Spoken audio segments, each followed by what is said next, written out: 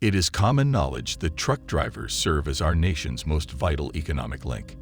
You wouldn't have access to any commodities or food if it weren't for the truck drivers. You wouldn't have any items if there weren't any truckers to deliver them. You would starve to death if it weren't for the truckers that deliver your meals.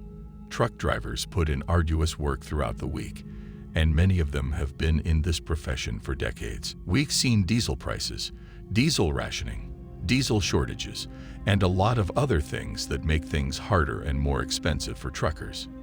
As diesel prices go up, truckers have to take a hit and give up some of their profits to keep delivering goods, because if they don't, they won't have a job at all, which is horrible. But this is just the tip of the iceberg. We know that diesel prices are going up, so that's why. In the last year, diesel prices have gone up by more than 76%, which means that refueling a truck can cost as much as $1,700 per day. When he woke up in April, he found that thieves had stolen more than $1,000 worth of fuel from his truck. This is bad not only for them, but also for us.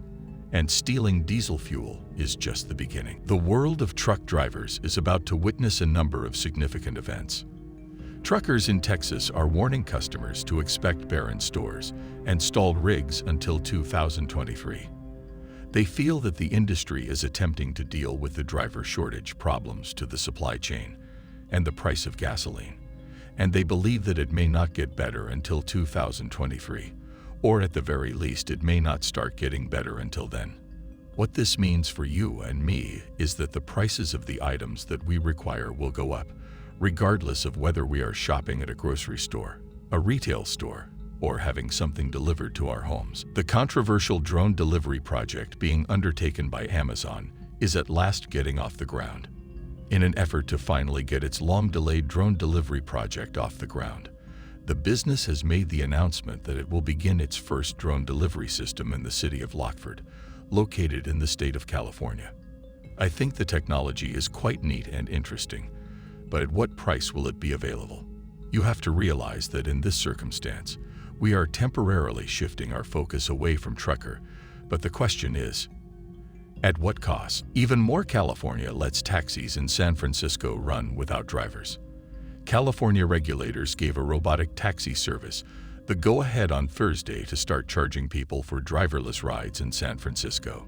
So here we go now, we're seeing drones deliver stuff, but the driverless cars, which I actually heard a lot of people say even on this channel sometimes, that this is so far away, but it's starting right now. They've been testing this stuff for the last year or two now. This is going over the line in my opinion, because now you're charging. Walmart is making another bet on self-driving grocery delivery with a company that is starting a new pilot program with self-driving vehicle startup Udelf. When we buy something from Albert.com, we are also taking a step in this direction. I don't know about you, but my packages are usually brought to me by a person driving a UPS truck. Due to the large distances between American cities and the importance of truck transport to the economy, companies see self-driving as a way to save money and reduce risk. Waymo has been testing self-driving trucks in a few states. This year and next, it's all about scaling and growth. We're trying to get as many trucks on the road as we can with our partners. Here's what it comes down to. They say it's all about safety, but it's really all about money. And they're cutting 30%, which is great for them. The drivers and workers are all getting laid off now because they don't need them anymore. They are replacing them with AI and robots, just like they do with everything else. They want to get rid of people because they don't need them anymore. They will have everything taken care of by driverless cars, so they can enjoy the good things in life without having to worry about the scourge. Soon, you won't be able to drive your own car, take a taxi, or have things delivered to your house. This isn't about getting people back to work. It's about control.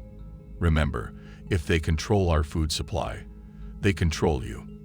And that's what this is all about. Don't be fooled into thinking that they're just trying to solve a problem or make things cheaper for the companies. Their ultimate goal is control.